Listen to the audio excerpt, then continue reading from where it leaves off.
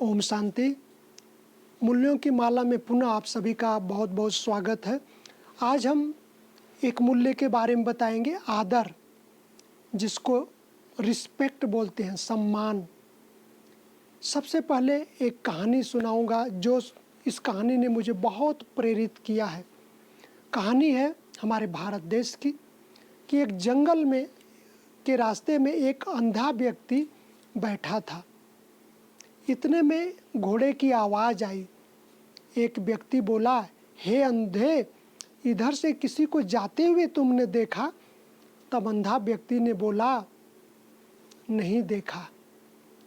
फिर थोड़ी देर बाद घोड़े पर सवार कोई दूसरा व्यक्ति आया और बोला, उस व्यक्ति ने बोला, हे अंधे बाबा, इधर से कोई घोड़े से जाते हुए देखा?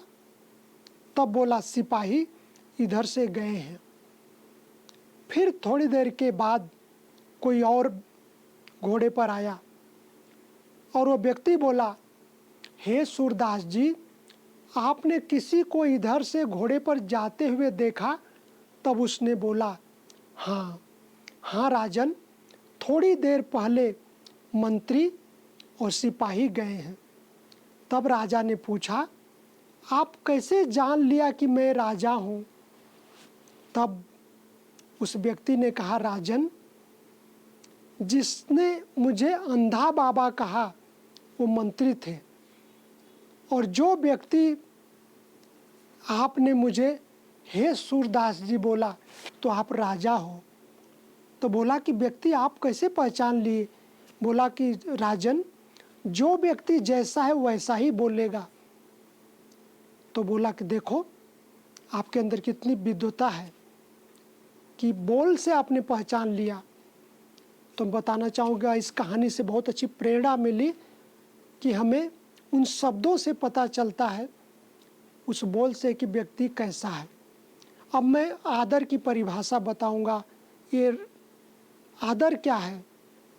आदर की हमारे स्पिरिचुअल लोगों ने बहुत अच्छी परिभाषा दिया है। स्वयं का व अन्य के प्रति हृदय से, विचारों में, वाणी में, व्यवहार में रिस्पेक्ट हो, तब कहेंगे कि वो व्यक्ति आदर है, आदर के योग्य है। परिवार में जो बड़े हैं, वृद्ध हैं, बीमार हैं, उन्हों की सेवा करना ही आदर है, आदर देना कहेंगे।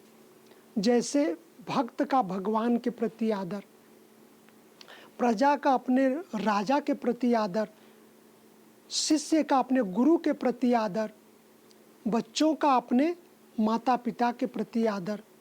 अब मैं सभी विद्यार्थियों को एक बात और बताना चाहूँगा कि किस किस के प्रति हमारे अंदर आदर होना चाहिए।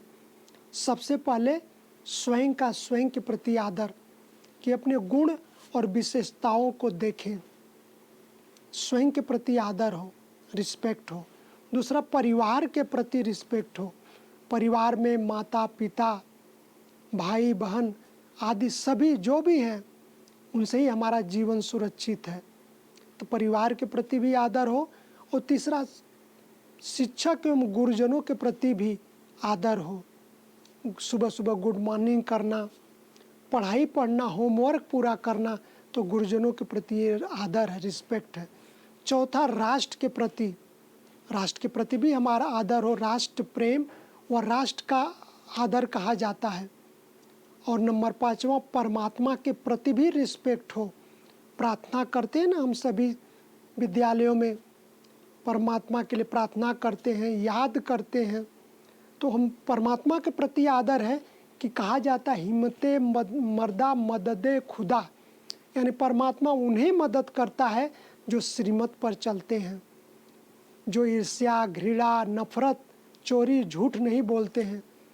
इसलिए उनको परमात्मा के प्रति आदर कहते हैं कि श्रीमत पर चलते हैं।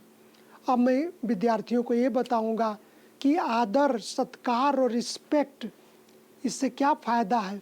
सबसे पहले फ़ायदा है कि दूसरों को सम्मान देने से हमें सम्मान मिलता है, स्वयं में दिव्य गुण आने लगते हैं, संतुष्टता की अनुभूति होती है।